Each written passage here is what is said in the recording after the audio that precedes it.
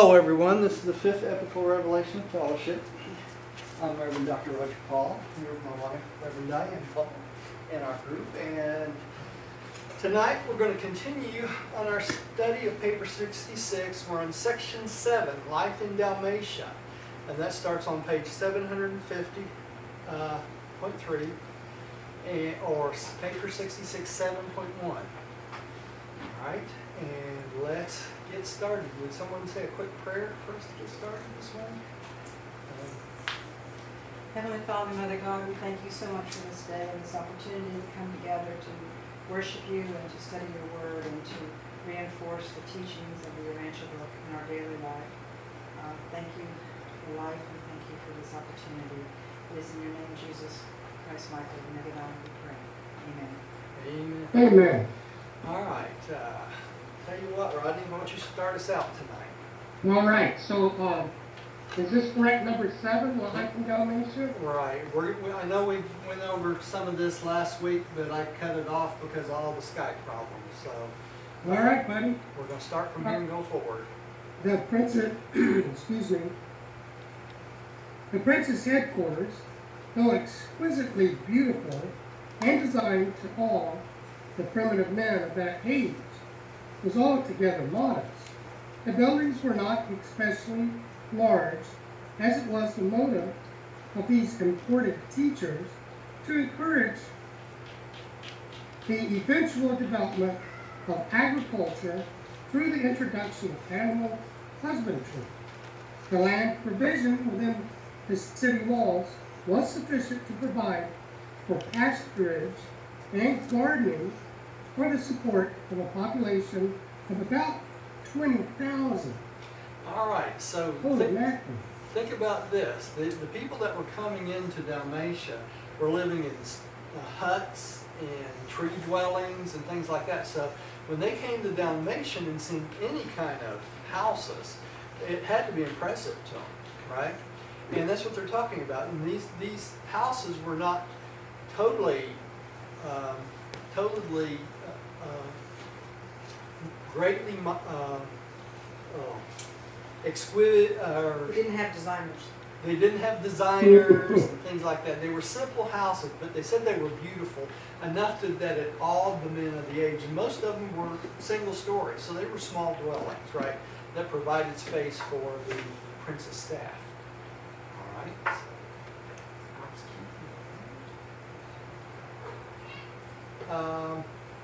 Tim, would you take the next one? The interiors of the central temple of worship and the 10 council mansions of the supervising groups of supermen were indeed beautiful work of art, and while the residential buildings were models of neatness and cleanliness, everything was very simple and altogether primitive in comparison with the later day developments. At this headquarters of culture, no method were employed which did not naturally belong to Urantia. So they didn't bring anything with them that would have been unusual, like building type that we use on the mansion world or things like that. Millie, would you take the next one? Yes. The prince's corporal staff presided over simple and exemplary abodes which they maintained as homes designed to inspire and favorably impress the student observers sojourning at the world's social center and educational headquarters.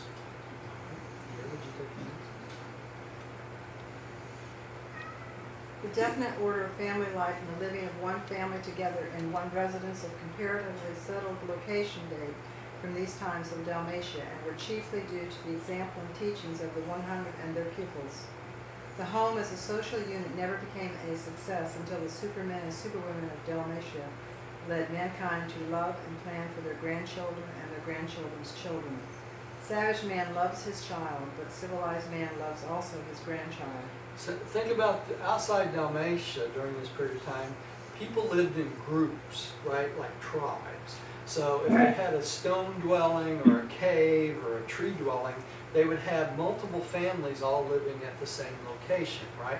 So when they came to Dalmatia and they saw one man and one woman living together as a couple, They took that as an example, and that's really where the idea of a family started, was there in Dalmatia and the teachings of Dalmatia, right?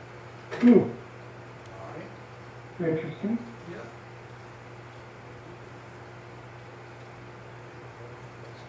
Okay, I'm up, I guess. The prince's staff lived together as fathers and mothers. True, they had no children of their own, but the 50 pattern homes of Dalmatia never sheltered less than 500 adopted little ones, assembled from the superior families of the Andonic and Samic races. Many of these children were orphans. They were favored with the discipline and training of these super parents, and then after 3 years in the school, the prince, they entered from 13 to 15. They were eligible for marriage and ready to receive their commissions as emissaries of the prince to the needy tribes of their respective races.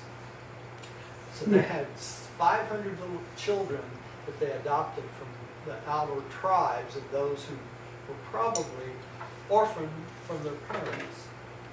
You could say this was the first orphanage, really. Right? All right. Rodney. Okay.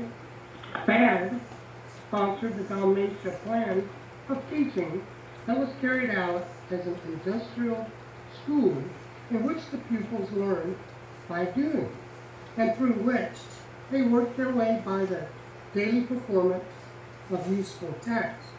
This plan of education did not ignore thinking and feeling in the development of character, but it gave first place to manual training.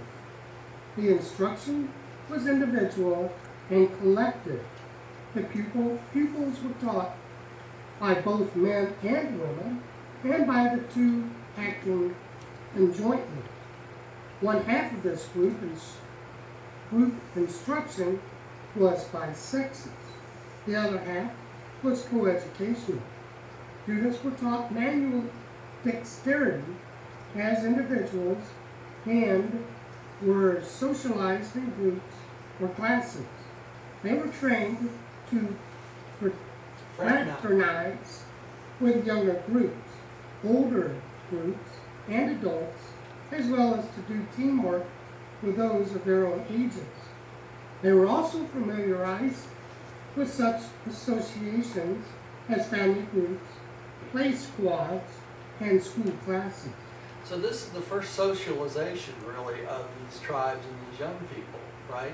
And they took the male and female leaders as examples and tried to take this information back to their tribes, right? But it's interesting. I'm sorry? Socialization. Yes. That's basically what they're doing, is becoming social creatures through this, right? But they trained them manual training. What are they talking about there? They trained them how to do things with their hands, right? So, and this would help society or help mankind along in inventing tools and using tools and things like that, which would help in the gardening and the animal husbandry, which they were teaching there at the Dalmatian, right?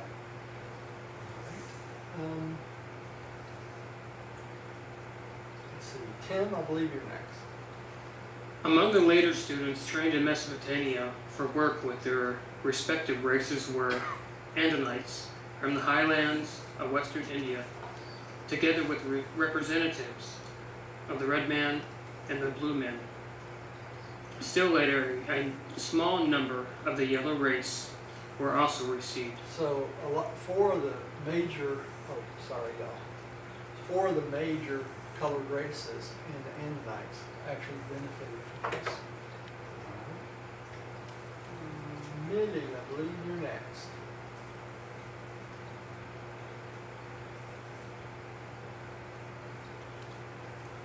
Millie, turn your mic back on.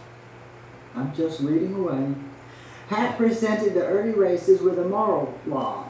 This code was known as the Father's Way and consisted of the following 7 commands. 1. You shall not fear nor serve any god but the Father of all. 2. You shall not disobey the Father's Son, the world's ruler, nor show disrespect to his superhuman associates. 3. You shall not speak a lie when called before judges of the people. 4. You shall not kill men, women, or children. 5. You shall not steal your neighbor's goods or cattle. 6. You shall not touch your friend's wife. 7. You shall not show disrespect to your parents or to the elders of the tribe. This was the beginning of the Ten Commandments, right? Okay, what's something I want to mention here? It says here in the very first one, you shall not fear nor serve any god but the Father of all. It does not, it indicates that you're not supposed to fear God and you're not supposed to serve any other god except the Father of all, right? So what should you do if you don't fear him? You should love him, right? Okay. The second one is do not disobey the Father's Son. Who are they talking about here? It says the world's ruler. They're talking about Caligastia. That's what I figured. Yeah. Because that's the only Son of God they're familiar with when they first come there, right? And then it goes on to talk about you shall not lie when called before the judges of the people. Who were the judges of the people? That's what I was wondering. There was a whole council of 10 that were the judges. Remember, that was the Supreme Court of Urantia. So that's what they're talking about. And then they go on to tell them not to kill each other, men or women. Don't steal any of your neighbor's goods or cattle, right? Don't steal from one another. Don't touch your friend's wife. That's trouble right off, right? And don't show disrespect to your parents or your elders of the tribe, right? So it's all about being respectful, right? And this is a motif of that early day. I forget exactly what that was, but we'll go.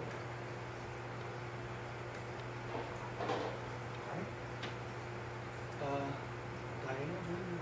This was the law of Dalmatia for almost 300,000 years, and many of the stones on which this law was inscribed now lie beneath the waters off the shores of Mesopotamia and Persia.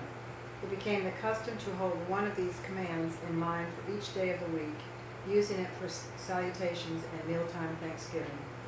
Okay, so this was the commandments for 300,000 years, right?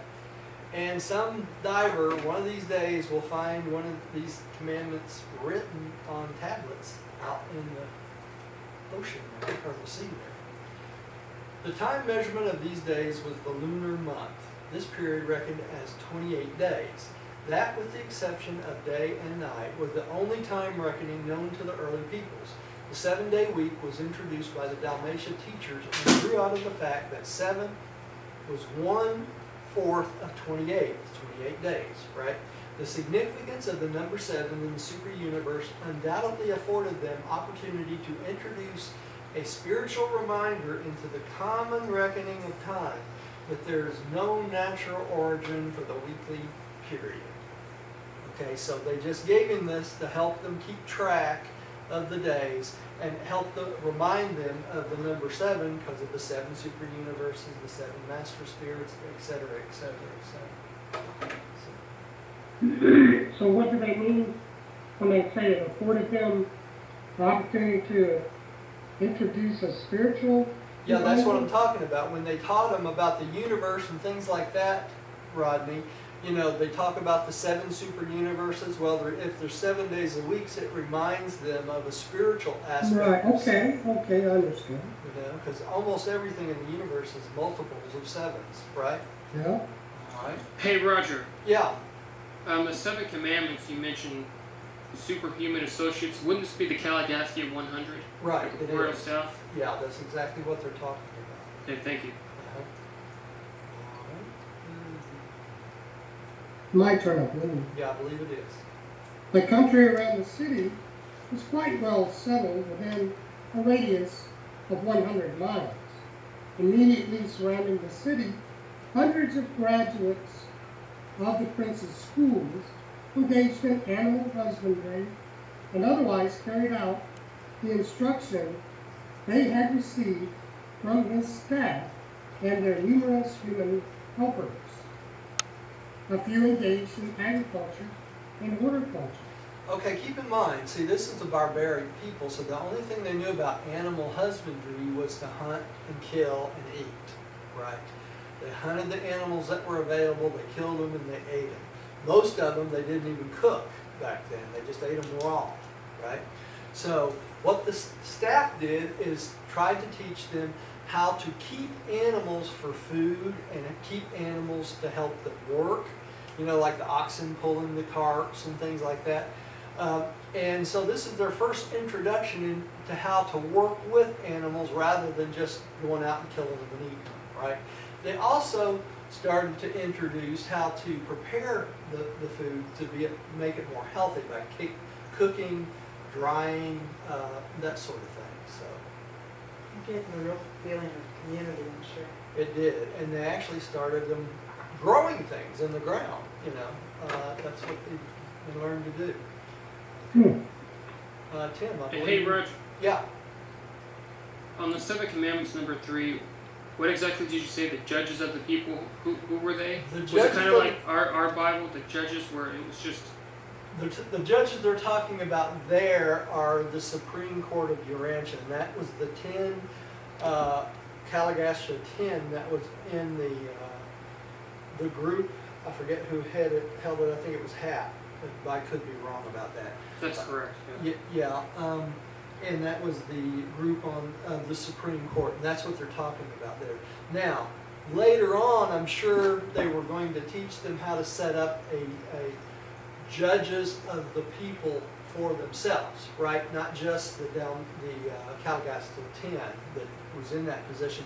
I'm sure they were training people to take up that position so that the people would have judges too, right? So that was the first beginning of court. They were training them to set up their own courts and Set up justice their system. own courts and justice system to bring disagreements to a group of men rather than just killing each other over everything, right?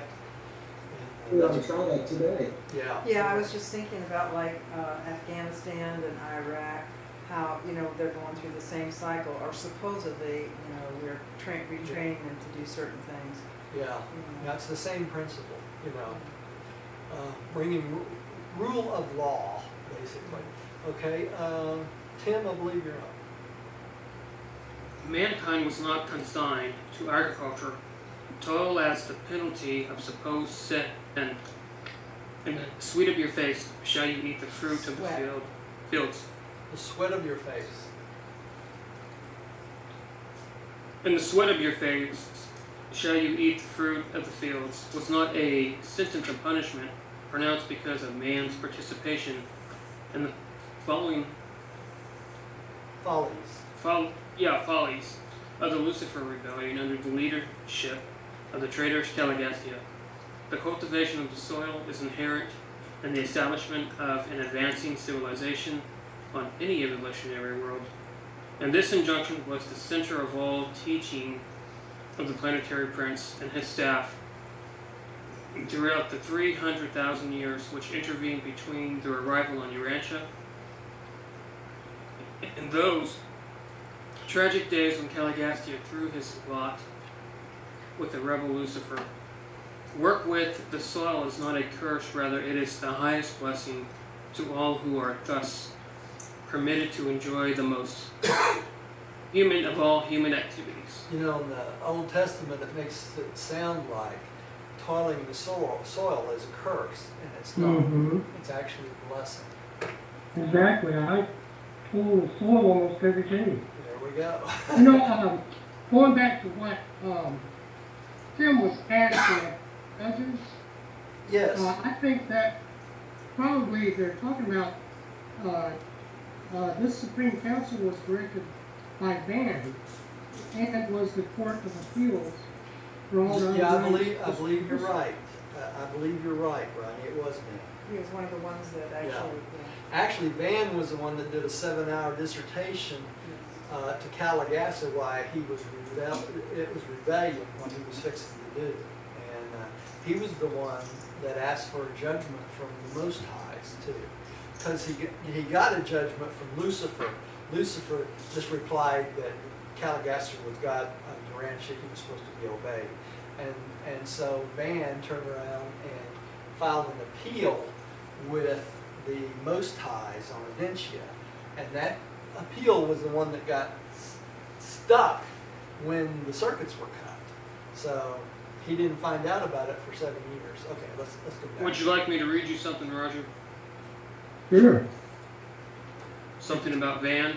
Yeah, if it's pertinent, go right It ahead. just says Van, number 1. Member of the corporeal staff, Director of Supreme Court of Tribal Coordination and Racial Cooperation, Leader of the loyal members of the corporeal staff of Prince Caligastia and Midwayers, Member of the Advisory Council associated with the Melchizedek Receivers, and 2, Lake in Asia Minor named after Van.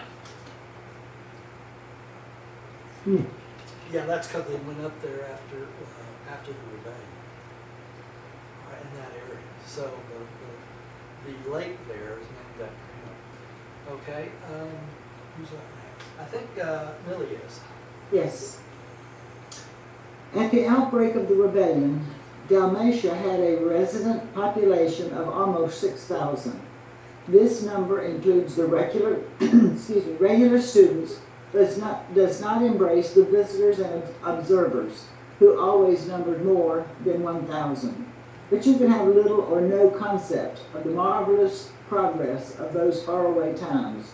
Practically all of the wonderful human games of those days were wiped out by the horrible confusion and abject spiritual darkness which followed the Caligastia catastrophe of deception and sedition. That shows you what rebellion does, right? It sounds like the Dark Ages. It does, doesn't it? Sounds like the Middle East. Yeah. You're next here. Great. 8. Misfortunes of Caligastia. In looking back over the long career of Caligastia, we find only one outstanding feature of his conduct that might have challenged attention. He was ultra-individualistic. He was inclined to take sides with almost every party of protest, and he was usually sympathetic with those who gave mild expression to implied criticism. We detect the early appearance of this tendency to be restless under authority, to mindly resent all forms of supervision.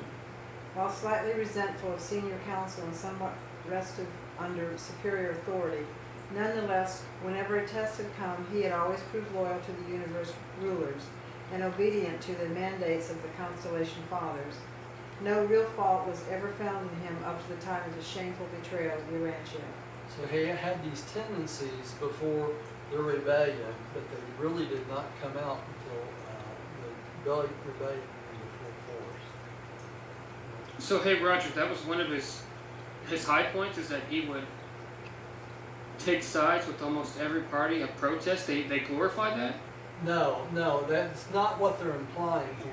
They're saying that he tried to take up everybody that had a protest against anything. He tried to take their side. He Right. joined every cause. Every But cause. isn't that like I see. isn't that a weak-minded attribute? Yeah, that's someone who can be easily swayed in any direction.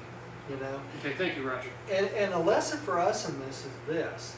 You know, every day we come up to situations that test our moral code, our moral value, and our spiritual beliefs. So these little things that come up, we have to really check ourselves to make sure that we're staying in line, you know, which we know is right. And the spirit of truth is with us, so Yeah. we have a guide that Yeah. lets us know with an uncomfortable feeling. That's right. or- We got that little gauge that tells Yeah. us that something's wrong here. Yeah. You know, everyone's felt that. So what you're talking about is basically our lower animal natures. Yes, our lower animal natures want to. When we indulge in Yeah. selfishness or Yeah, etc. Anger. Yeah, or criticism of others. criticisms or Consistent. this is mine. This is pride. Greed. Greed, the me syndrome. You know, we've talked about that a lot. You know, when everything's about me. You know, and the world and the universe is not about me. It really isn't. So let's keep going. It should be noted that both Lucifer and Caligastia have been patiently instructed and lovingly warned respecting their critical tendencies and the subtle development of their pride of self and its associated aggregation of the feeling of self-importance. Exaggeration. Exaggeration. Oh, I'm sorry. Exaggeration of self-importance. But all these attempts to help have been misconstrued and unwarranted criticism, as unjustified interference with personal liberties. There's that personal liberties again. Both Caligastia and Lucifer judged their friendly advisors as being actually by the very reprehensible motives which were beginning to dominate their own distorted thinking and misguided planning. They judged their unselfish advisors by their own evolving selfishness. Me split, right?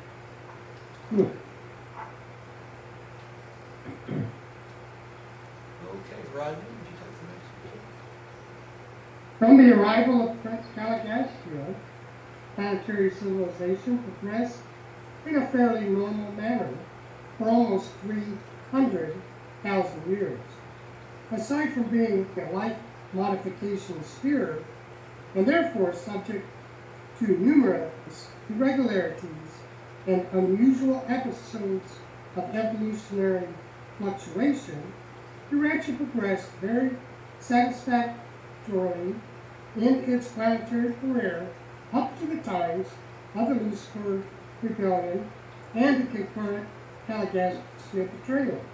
All the subsequent history has been definitely modified by this catastrophic blunder, as well as by the later failure of Adam and Eve to fulfill their planetary mission. So both things affected the future of the planet. So we need to take our goals and things that we're assigned to do very seriously, right? Because it has repercussions. Tim, would you take the next one? The Prince of Urantia went into darkness at the time of the Lucifer Rebellion, thus precipitating a long confusion of the planet. He was subsequently deprived of sovereign authority by the coordinated action of the constellation rulers and other universe authorities. He shared the inevitability vicissitudes of isolation, though isolated Urantia down to the time of Adam's sojourn on the planet, and contributed something to the miscarriage of the plan to uplift the mortal races through the infusion of the lifeblood of the new violent race, the descendants of Adam and Eve. So he did everything he could to disrupt the plan of God to succeed.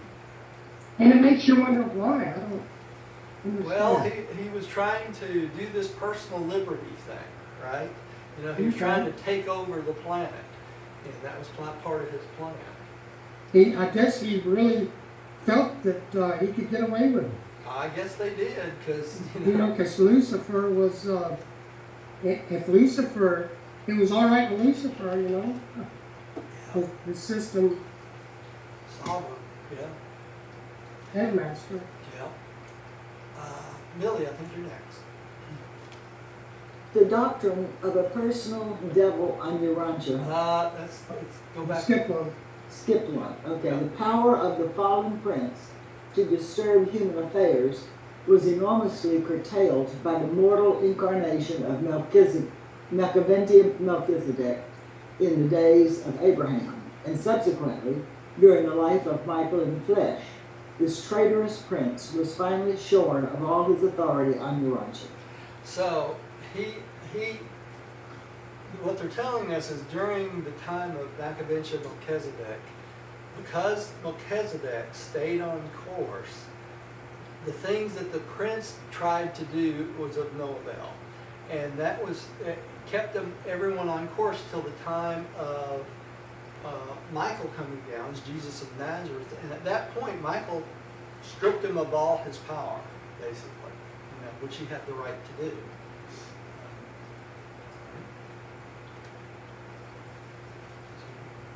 The doctrine of a personal devil on Urantia, though it had some foundation in the planetary presence of Sertorius and iniquitous Caligastia, was nevertheless wholly fictitious in its teaching that such a devil could influence a normal human mind against its free and natural choosing. Even before Michael's bestowal on Urantia, neither Caligastia nor Delegatia, was ever able to oppress mortals or to coerce any normal individual into doing anything against the human will. The free will of man is supreme in moral affairs. Even the indwelling thought adjuster refuses to compel man to think a single thought or to perform a single act against the choosing of man's own will. I can't say how important this paragraph is. That old statement, the devil made me do it, this disclaims this. We allow the devil. We allow the devil We give him permission. influence.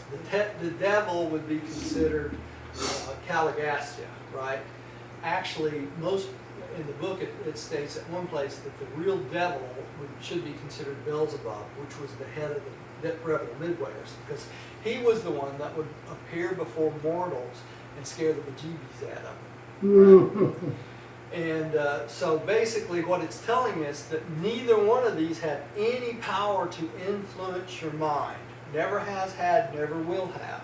That the human mind is supreme. Even the thought adjuster, the father fragment, does not influence the human mind against its will or compel the human mind to do anything that it does not want to do. Still, if you have someone, at your window or that appears in your home, trying to scare you, I mean, that would make you totally afraid, which would allow things to happen.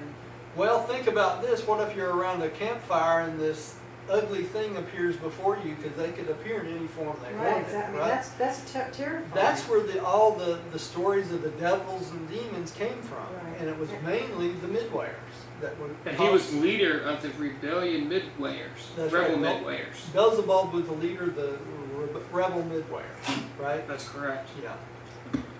So he could appear in any form. He was ugly or. Yeah, they could do whatever they want to, I wonder if they could appear like as an animal. I'm sure they could, because You know how you get the devil and the goat all the time with the pagan deities, oh yeah, Pan and all that stuff. yeah. All right, we got one more paragraph and we're done here. Who's that? Me.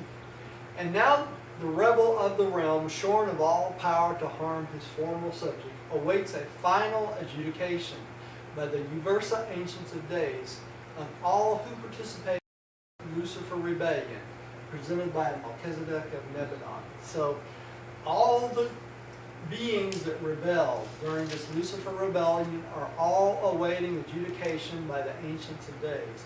And when this happens, when all of them have been judged, then they will pass judgment. And those who have not repented will probably be removed of their life force. So it'll be as if they never existed. Hey Roger, before we close, I just have a question concerning the forward. Yes. We read about how the Universal Father escaped personality absolutism. Right. Can you explain to me what personality absolutism is? Yeah, what they're talking about there is until the Universal Father created the Eternal Son and the Infinite Spirit in the Isle of Paradise, He was the only personality in existence, okay? And without creating the Eternal Son, there would never be a being that was equal to Him. And that would be personality absolute. In other words, He would be the only absolute personality. But when He created the Eternal Son, He literally split Himself and became the Eternal Son. The Eternal Son became a being with the same exact personality power as the Universal Father. Which is also referred to as the Universal Mother. Which is also referred to as the Universal Mother, because the Eternal Son is the mother of all beings, of all creation. All right, and then together they brought into existence the Infinite Spirit and the Isle of Paradise at the same time. And that's how both of them escaped personality absolutism. By creating the Infinite Spirit, there now was a Trinity. Now there was three of them. So every being they created after that had personality availability. Does that make sense? That was wonderful, Roger. Okay. But could you compare the Paradise Trinity, like saying if God were three persons within one individual, this is what He would be like? He would be experiencing the Paradise Trinity. Or is it just a corporation, sort of like it's more like a corporation because they are separate entities. In other words, God the Father, God the Son, and Infinite Spirit are separate entities with separate personalities. But they come together and work together as a corporation, and that's how they become trinitized and become the Trinity. Right, because we do read that the Paradise Trinity is not a personality, it's Not. a corporation. It's a corporation. It's a corporation of those three, right? And the Paradise Trinity basically specializes in justice. And That's right. That's right. okay, thank you, Now, Roger. That's well said. Thank you so much. The other thing is, whenever we get to paradise and later on in our career, many of us will have the opportunity to trinitize with two other beings ourselves. So we will have the same opportunity that God the Father, God the Son, God the Spirit had in this trinitization process ourselves. But we will be ascendant beings doing this. So But this is when we reach the finaliter level. We can trinitize the being. That's right. But what exactly happens when you say that we trinitize somebody? What happens and takes place? Well, we up their, you become a oneness with these two other personalities. Okay, and there's several variations of how that can happen. But yeah, you become one and separate at the same time, just like God the Father, God the Son, and God the Spirit are one and separate at the same time. Right? okay, thank you. Sure. Let's have a little prayer and we'll close for tonight. Rodney, would you like to pray for us? Sure. Heavenly Father, we are very happy that we had time to come together tonight to read this paper on the planetary course of Urantia in the Urantia book. And we pray that we're able to explain these things in a patient way to people that we love and the people we know. And we do all these things in your name, Father. Amen. Amen. Come join us next week. We'll be going over the Planetary Rebellion, paper 67. It's an interesting paper. I had a wonderful night tonight with everybody and everybody out there listening. Thank you. Same here, Tim.